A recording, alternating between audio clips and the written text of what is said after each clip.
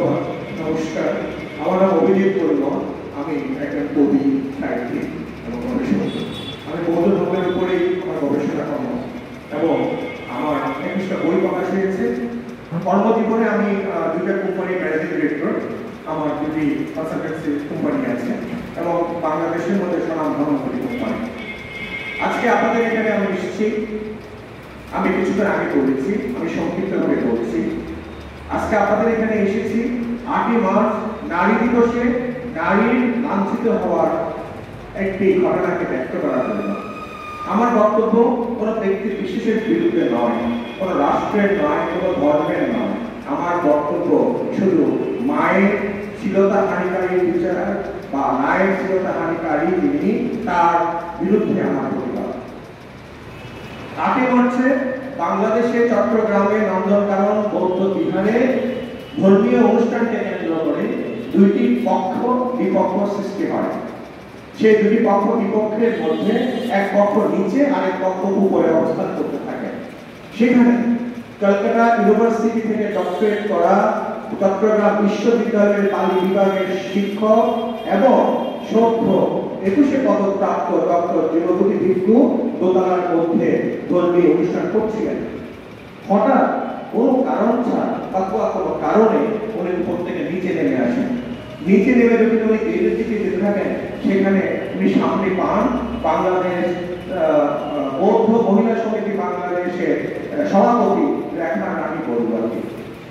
উনি ওনাকে দেখা মাত্রই কি অজানা কারণে আক্রোশে ফেটে উঠেন এবং উনি জিজ্ঞাসা করতে থাকেন, কেন তুমি এসেছো? এবং কোনো কারণ ছাড়াই, কোনো বক্তব্য ছাড়াই উনি ওনাকে আঞ্চলিক ভাষায় অকথ্য ভাষায় গালাগালি করতে থাকেন। এবং আপনারা ক্ষমা করবেন, উনি ওই মহিলাকে সম্পূর্ণভাবে আক্রমণ করে বেশ্যা বলে ওনাকে সম্বোধন করতে থাকেন। তখন বাংলাদেশ বৌদ্ধ মহিলা সমিতি বাংলাদেশের সভানেত্রী এবং বাংলাদেশ রেলওয়ের ঊর্ধ্বতন কর্মকর্তা শিক্ষিত নারী হিসেবে উনি প্রতিবাদ করেন, কেন আপনি আমাকে অশ্লীল ভাবে বলছেন, আমার অপরাধ কি?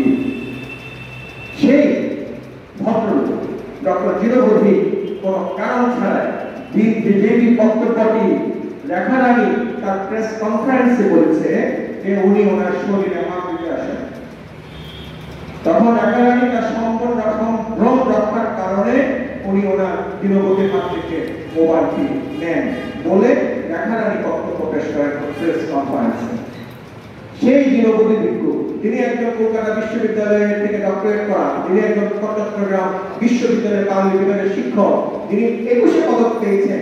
তার পাশাপাশি পুলিশ, মহিলা পুলিশ অবস্থান করছে, কাউকে কিন্তু কিছু না বলে চরম আক্রোশে অসহিষ্ণু হয়ে উনি মহিলার উপর ঝাঁপিয়ে পড়েন এবং ওনার বুকে হাত দিয়ে শাড়ির আঁচলটি খামচে ধরেন এবং ওনার আঁচলটি টানাটানি করতে থাকেন। ওনাকে ছাড়ানোর জন্য পুলিশ, আশেপাশের মানুষজন চেষ্টা করতে থাকে, উনি ছাড়ছেন না।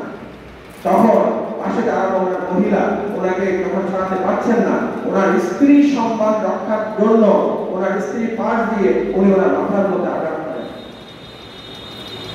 তারপরে পুলিশ বলছে, মোবাইল আমার কাছে, আপনি কেন ওনাকে ছেড়ে দেন? উনি যখন ফিরে যাচ্ছে, আবার উনি চরম আক্রোশে ফিরে উনি ওই মহিলার দিকে সে অস্ত্রের বাক্যগুলো বলতে থাকে। সেখানে উপস্থিত প্রশাসনের কর্মকর্তারাও সিসি করতে থাকেন, বলেন যে এটা কি একজন বৌদ্ধ ভিক্ষুর আচরণ? এখানেই সেটা শাখান্ত হয়নি। এই বিষয়টিকে সাথে সাথে